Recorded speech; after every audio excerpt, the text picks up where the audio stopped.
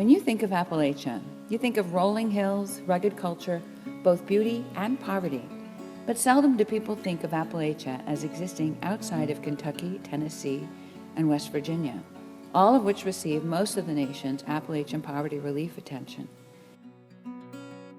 Northern Appalachia is primarily overlooked, if not ignored. Located in western New York, bordering on Pennsylvania, the Northern Appalachian Socioeconomic Collaborative, known as NASEC, was founded to address this gap.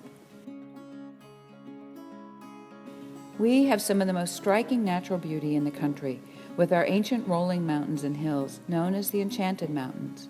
We have parks with great natural beauty. The region is steeped in history and tradition, and the people are strong, friendly, and resilient, the kind of people you can be proud to call your friend, and who'd give you the shirt off their backs. In the midst of all this beauty, there is a stark contrast. The reality of life for many of the people is far from beautiful.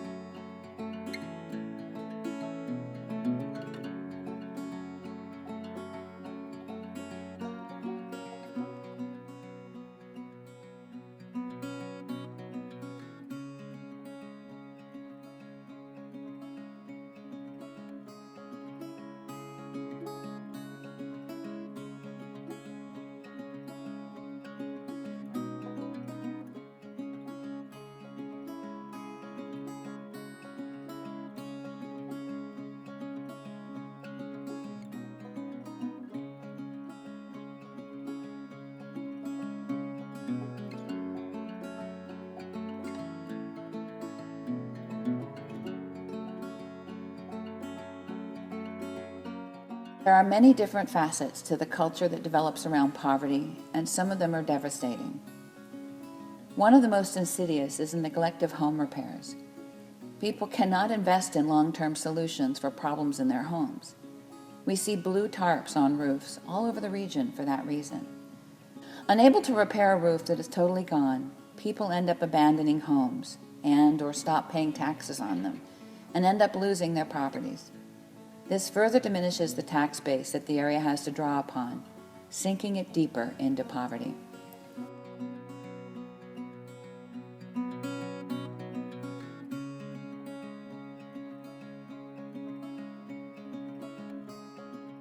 Diane and I have been here about 33 years. Okay. And when she died, I lost a lot of money. I'm trying to make it. I'm on the edge of bankruptcy right now. I understand. I do.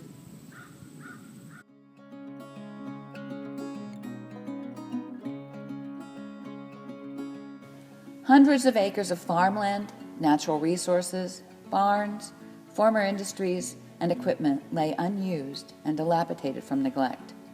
Maintenance requires money, and money is hard to come by when you have a job that only allows you to live paycheck to paycheck, and where one unexpected major expense can wipe you and your extended family out financially.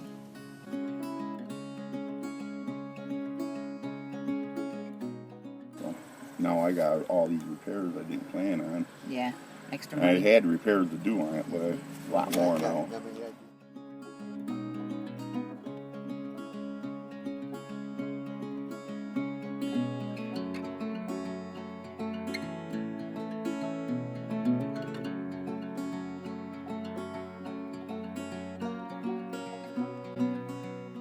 I'm a teacher in the area. I've worked with kids from 4 years old up till 9 years old. The effects that poverty has on the kids, it's astounding. They have difficulty learning, they have problems socially, they have problems trying to sit still in class. And this year in particular, we noticed a huge increase in stomach aches, headaches, overall body aches.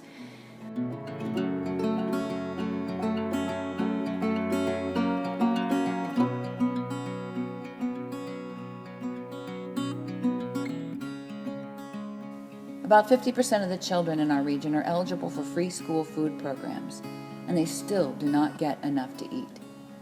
The reasons for this vary. Poverty in this area does not have a simple solution. Rather, we must work towards resolution from a number of different angles, all at once. It takes collaboration.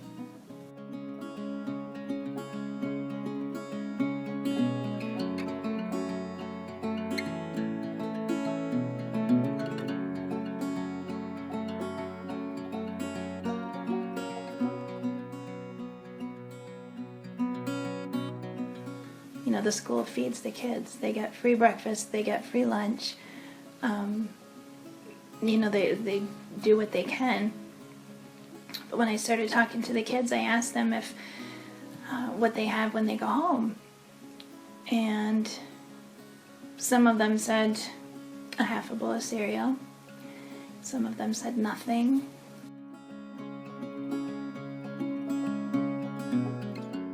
For a family who we've got $15 for the day to feed all of us for 3 meals.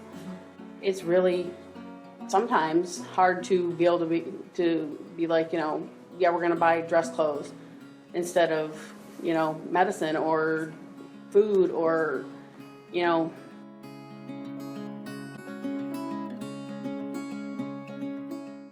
I've had kids who have told me that they sleep behind a couch because there's too many people in the house, that they live in multi-generational homes. Their families, all the cousins, the aunts, the uncles, all live with grandma and grandpa.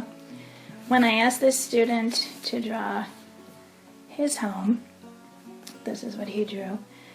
I asked him to tell me about your house. I don't understand this. This doesn't look like a home to me. And he said, well, I live in a camper. I said, tell me about your camper. What's it like inside? The bathroom doesn't work. There is a heater, but he's not allowed to stay there during the winter.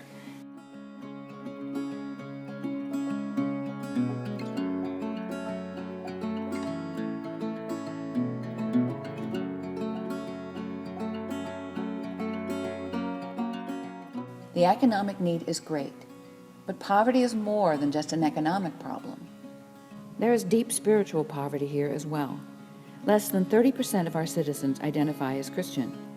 Here, Christian is often equated with being an American, not a description of the nature of their faith, so we have to be careful with definitions. We have middle schoolers asking, what is God? Because they simply have never learned. The mission focus of most of our churches is outside of the nation in places like Uganda, Ghana, and Haiti, where the need is great. But they have a far higher Christian population than our region.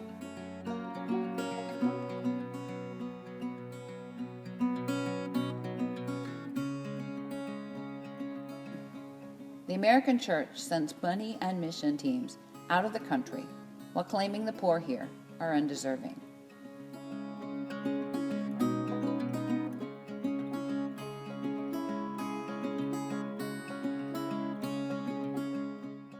It is our mission to raise awareness of the desperate poverty, both spiritual and physical, in our area. Through collaboration, we can address some of the factors that contribute to this generational poverty and start to turn things around in the region for the sake of the people who have been overlooked for far too long.